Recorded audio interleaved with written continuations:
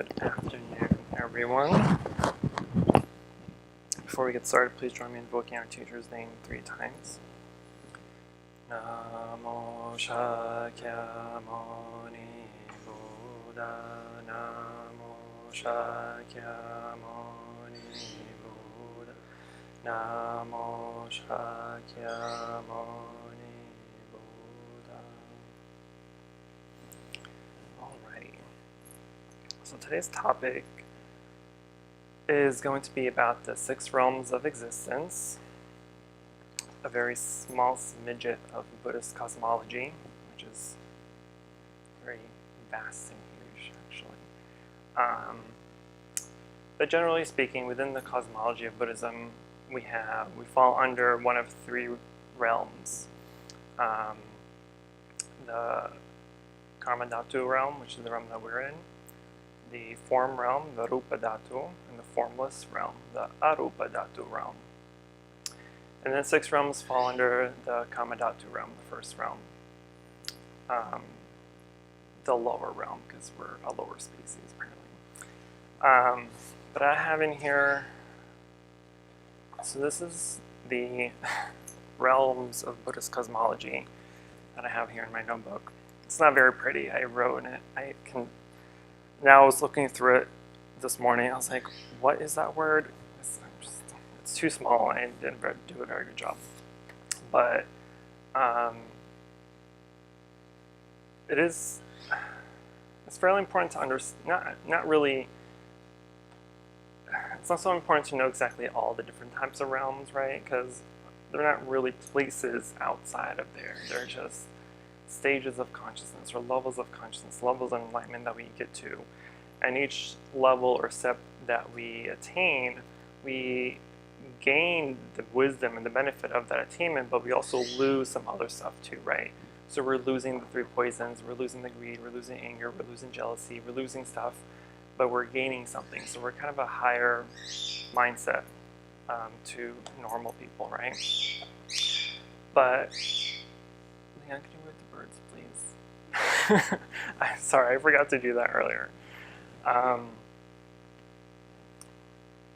speak very slowly until you get back.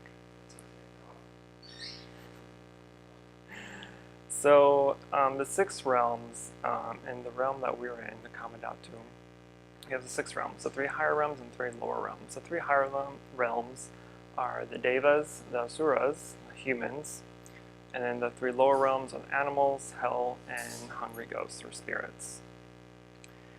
And I'm going to explain in 2 different ways. The first way I'm explaining it as just how it's traditionally spoken of, right? How it's typically in the teachings and in the sutras, and then I'll explain a little bit more about how it really is, right? Because you have to remember that Buddha's teaching has a lot of imagery, right? Because back in the day, there's no memes and GIFs and videos that we can watch to make things kind of visually get to us, right? So the Buddha and all the disciples had to use imagery. They had to use parables and examples and just kind of something kind of to juggle the imagination a little bit, right? So there are a lot of sutras, there's a lot of discourses where, for example, the realms of hell are very graphic. They're very detailed, right? They're to a point where you're just like, how is this even Buddhism, right? Because it's so detailed in its imagery. So, for example, one of the levels of hells, there's a sub-hell where you get boiled in hot oil, right? Like that's your punishment. And and then there's like demons like poking at you and flipping you around. Basically, just you're a turkey being roasted, right, in hell.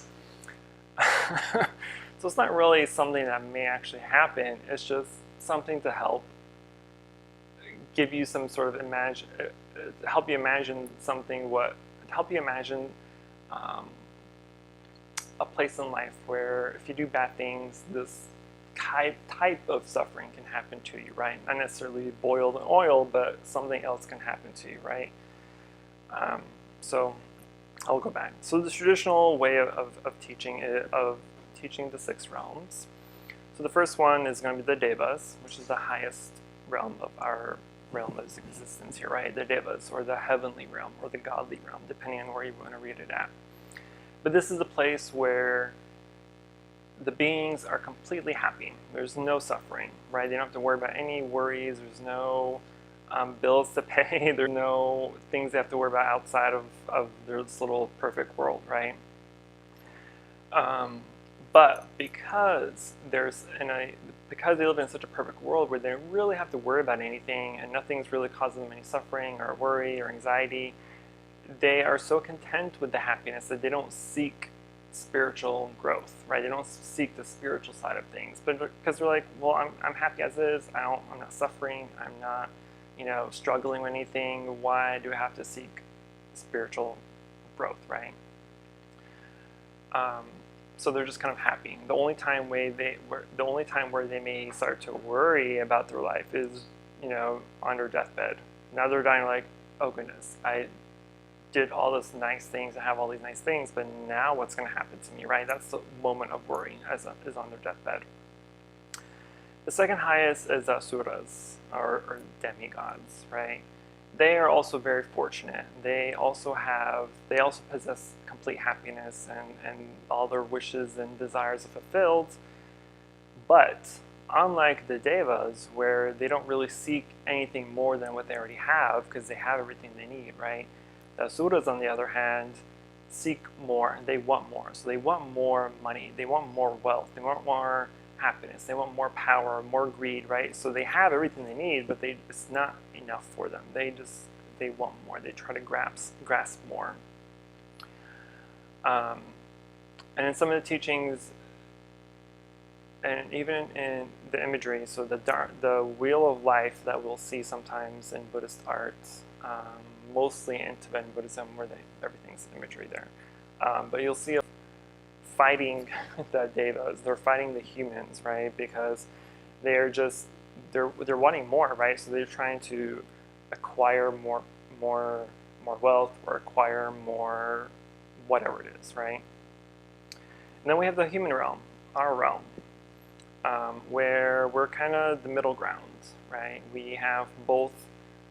We have moments of both complete satisfaction and moments of complete suffering, right? We're kind of there.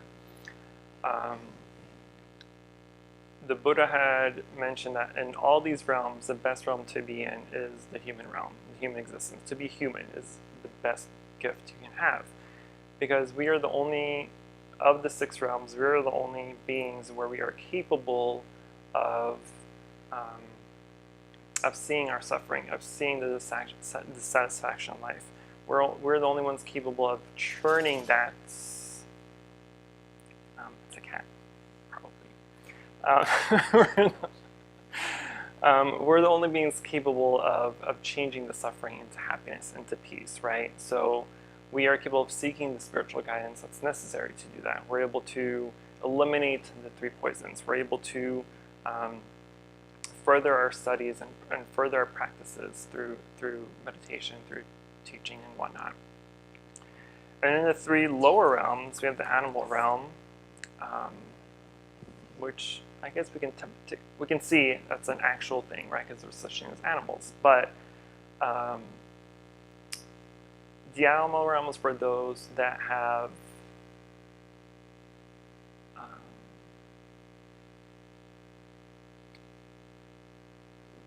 the animal realm is for the beings that are what's a good word I'm looking for? Basically paying back their karma for being greedy, or being hungry for power, hungry for territory, hungry for just having like animal instincts, right?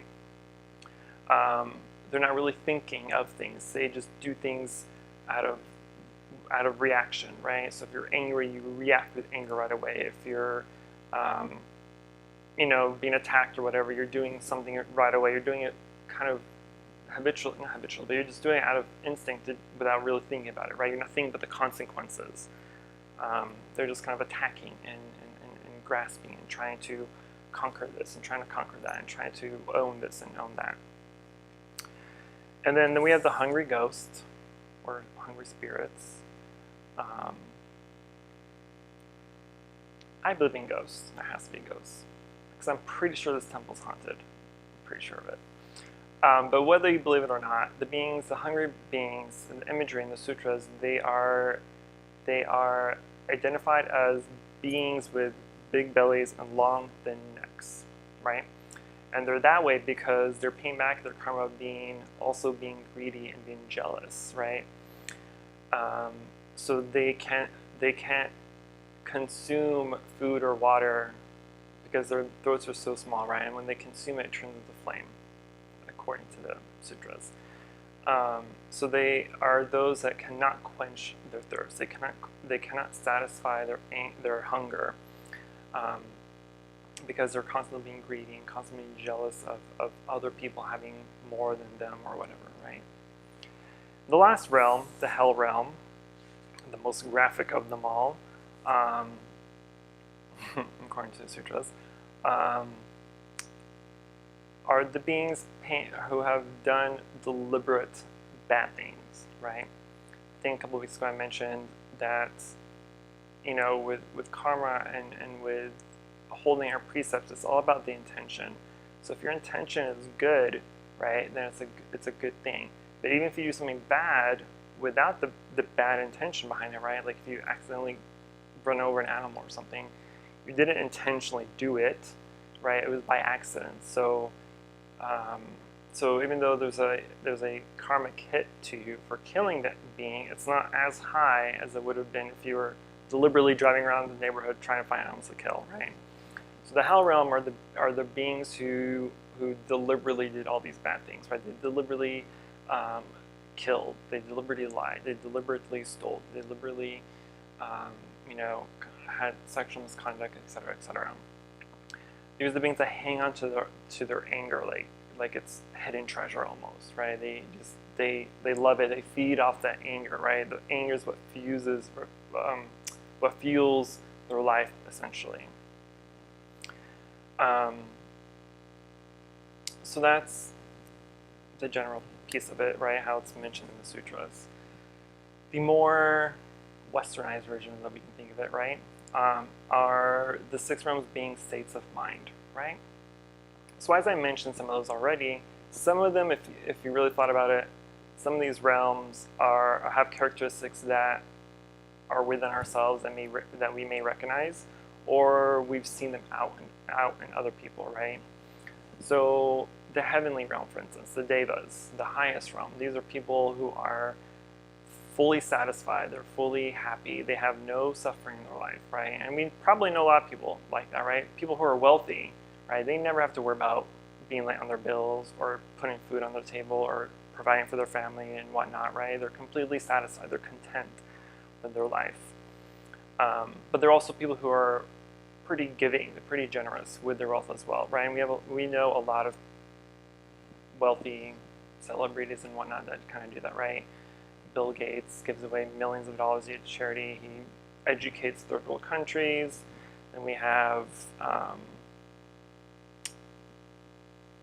what's that guy from the newspaper? That one's a newspaper. Oh, it's on the tip of my tongue. But anyway, it doesn't matter. Point is, these are people who are very happy, very wealthy, very healthy. They have a perfect life, essentially, right? They don't have to worry about anything, and they're also very giving. Asuras, on the other hand, again, they're also pretty fortunate, so they could be wealthy. They could also be maybe happy. Who knows? I don't know. They're wealthy, they're healthy, but they are also still hungry for more. So they want more money. They want more prestige. They want more power and status. They want to be able to control things. You could probably think a lot of people like that right now, right? Who just are not satisfied with what they want, right? They have everything in the world, but they still want more. Yeah, sure, I'm a trillionaire, I'm a zillionaire, but I still want more trillions, I still want more zillions. Yeah, I own all these properties, but I still want to own half the world properties, right? Yeah, I have this high status, but I need bigger status. Presidency is not high enough, I want more, right? So they are high. They are. That's what I'm looking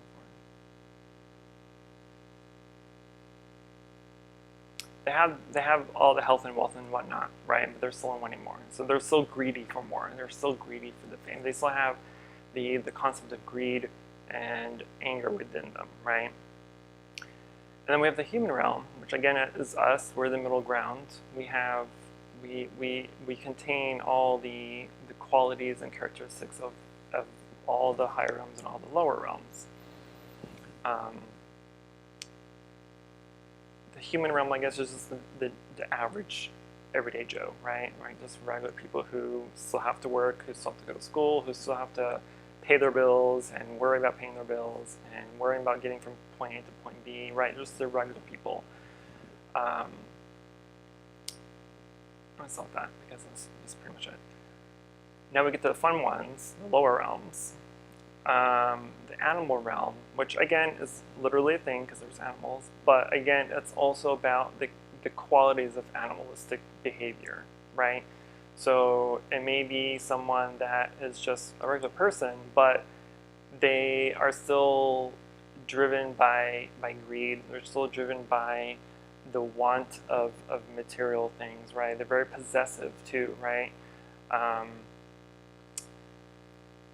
I can think, even like in relationships sometimes, right? One or the other very possessive, very possessive of their partner, right? Like they're not allowed to do this, they're not allowed to do that. They can't talk to this person, they can't talk to that person. So they're very territorial. They're very possessive of what they want, right? And they're very possessive of all their possessions too, right? They fear giving away their stuff. They fear someone that may come in and take them of themselves, right? These are hoarders. I would just call them hoarders, right? People who just hold on to things. And I always joke to say I'm a hoarder of boxes. I have probably like 70 empty boxes in my room. I don't know why. I just hoard the boxes.